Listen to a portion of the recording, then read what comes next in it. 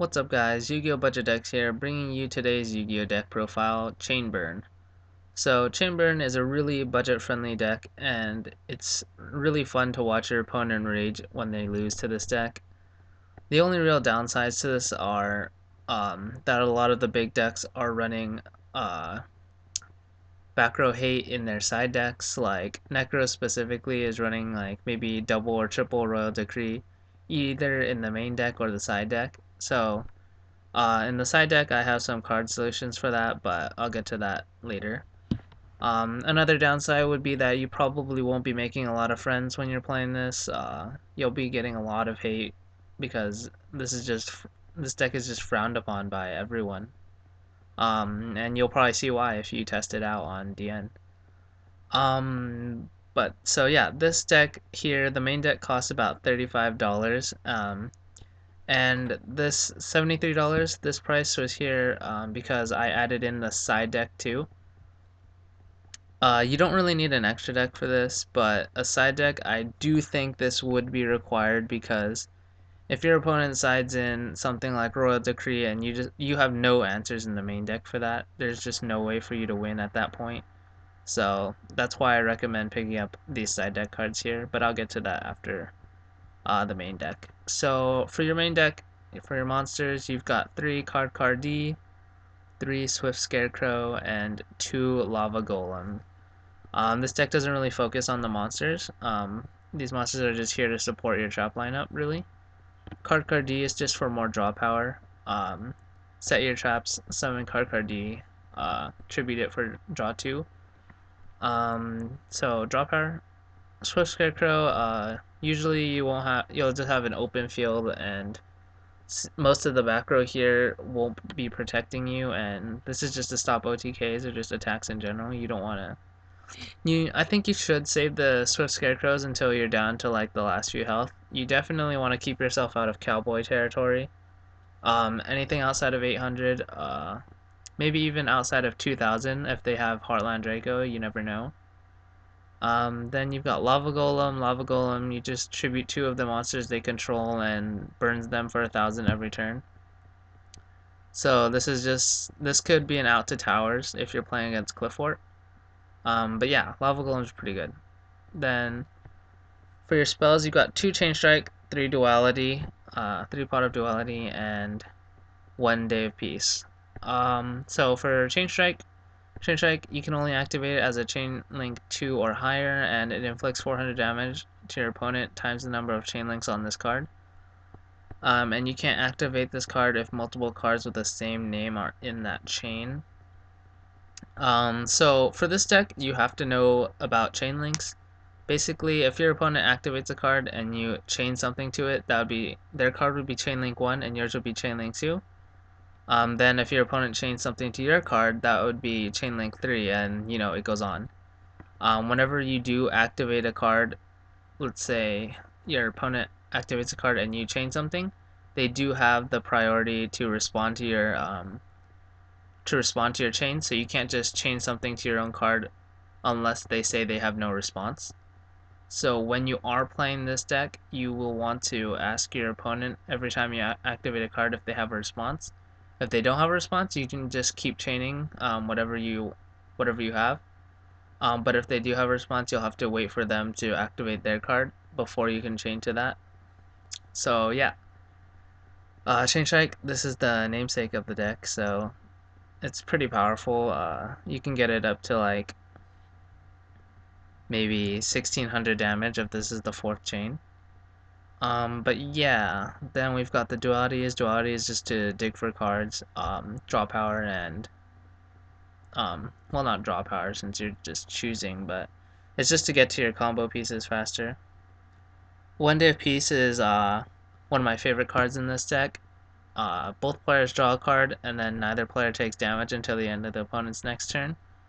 So basically, you both draw a card, gets you to your burn cards faster, and then you don't take any damage during their turn, so you don't need to waste any of your Swift Scarecrows or Wabakus, anything to stop attacks or just not take damage.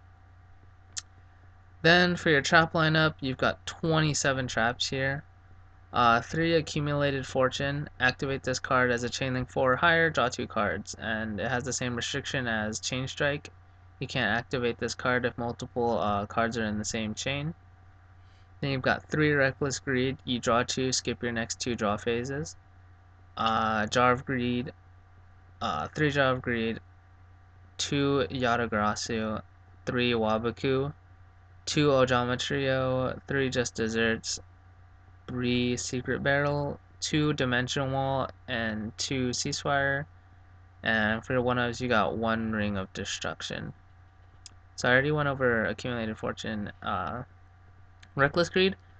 The skip your next 2 draw phases isn't really bad if you have multiple Reckless Greeds in your back row. If you activate 2 of them, you can draw 4 cards, and since both of them say skip your next 2 draw phases, you only have to skip 2 draw phases and not 4.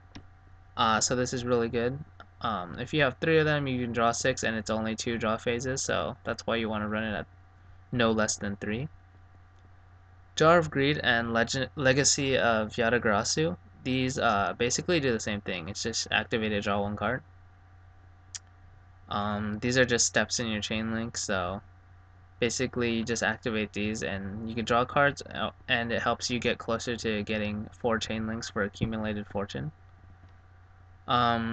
Yatagarasu's other effect involves a spirit monster, which you don't run any, so that's not important at all. For your Wabakus, this is the same thing as Swift Scarecrow. Stop attacks. Well, not attacks, but don't take damage from attacks. So basically just protect your life points. Then you've got Ojama Trio. Special summons 3 Ojama tokens to your opponent's side of the field in defense, and they can't be tributed for a tribute summon, and when any of the tokens are destroyed, your opponent takes 300 damage. This is here to combo really well with Just Desserts. Just Desserts inflicts 500 damage to your opponent for each monster on your opponent's side of the field. So you could activate Ojama Trio and then activate Just Desserts. And Ojama Trio also works really well for just clogging up their field so they can't summon very much. Then we got Secret Barrel. Inflict 200 damage for each card in your opponent's hand and each card they control. Since this is basically a stall deck with burn cards, your opponent will eventually accumulate a lot of cards, and that'll make Secret Barrel even better. Dimension Wall is like the same thing as Magic Cylinder, except for the fact that it doesn't target and it deals battle damage instead of effect damage. I like this better because it doesn't target, so if they make something like Leo, expecting a Magic Cylinder in your back row, Dimension Wall works against that. And yeah, I think it's better than Magic Cylinder in every way. Then we got 2 Ceasefire. If a face down defense position or an effect monster is on the field, change all face up or face down defense position monsters to face up defense, and flip effects aren't activated at this time, and inflict 500 damage to your opponent for each effect monster on the field. So it's sort of like Just Desserts, and it also works really well against Shaddolls. They have like their set cards on the field. You flip Ceasefire and they don't get their effects, but they still take damage from Ceasefire. Ring of Destruction. During your opponent's turn, you can target one face-up monster your opponent controls whose attack is less than or equal to their life points. Destroy it, and then both of you take the damage equal to its original attack. Ring of Destruction, you would like to see this earlier on in the game because the lower the life points get, the more restrictive this card is. You won't be able to use it if they have if they have their 8,000 life points at the beginning of the game, you can pretty much use this on any monster they summon. But later on in the game, the targets for this card will get less and less. So yeah, that's the main deck. Your extra deck doesn't really matter. I don't think no, you can't make any extra deck cards like in this deck. Swift Scarecrow, I run this over Battle Fader. I didn't explain this before, but this is Swift Scarecrow is a lot less restrictive than Battle Fader because since Battle Fader has to special summon, if they have something like Vanity's Fiend or Vanity's Emptiness on the field, you just can't even use it. So Swift Scarecrow is just generally better.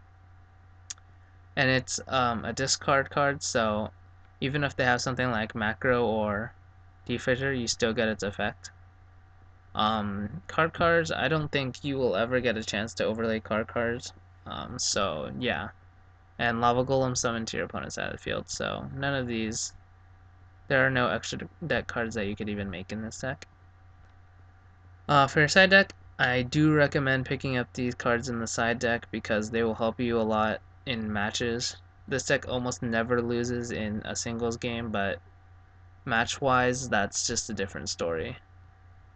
So for your side deck, you've got 2 Dark Hole, 1 Raigeki, 3 MST, 2 Twisters, 3 Curse of Darkness, 2 Wiretaps, and 2 Fairy Winds. So for your Dark Holes and Raigeki, usually I'm against putting Raigeki into a budget deck, but I mean the main deck is only $35 and Raigeki is literally costs more than half the deck. But Raigeki and Dark Hole is really useful for decks that run Denko Sekka, like Shaddolls and maybe Necros. If they summon Denko Sekka and you've got like 5 back row, there's no way you're winning unless they summon more monsters and you can Lava Golem, but outside of only having the 2 Lava Golem, there's really just no way to stop Denko Sekka. So that's why you would side in these cards. Or if they have something like Jinzo, like they're running Frog Monarchs maybe. Um, so yeah, just this is to get over anything that would prevent you from activating traps. Then your 3 MST, 2 Twisters, 2 Wiretaps, and 2 Fairy Wind. These are really just here for Royal Decree. Royal Decree is a huge problem. There's no way you're winning if they flip Royal Decree game 1. Like, there's just no way you can activate anything. I mean, sure, you could activate them, but the only card that would even do damage at that point would be Chain Strike and Lava Golem. But that's not enough to win you the game unless you just sit on Lava Golem and they have nothing to stop it.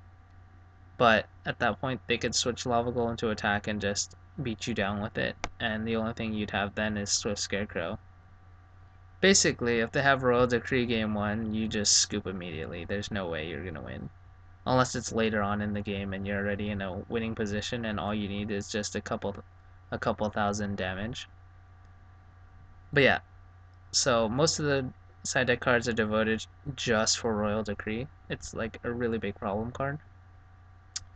And then I put in these 3 Curse of Darkness here. A lot of the big decks have a lot of spells or use a lot of spells like Necros and Clifforts and Shaddolls have their Shaddol fusions. Um, Ignites. This Curse of Darkness card will pretty much destroy Ignites within a couple turns. They can't even activate their pendulums after maybe 2 or 3 because at that point their life points get dangerously low and you're running a burn deck, so there's just no way they're gonna win. Even if they destroy Curse of Darkness, you still have all these cards uh, to just burn them to death. But yeah, that's pretty much all of it. So, like, subscribe, and comment if you have any budget decks that you would like me to profile in the near future, and I'll try to get those out to you as soon as possible. But yeah, thanks for watching, guys.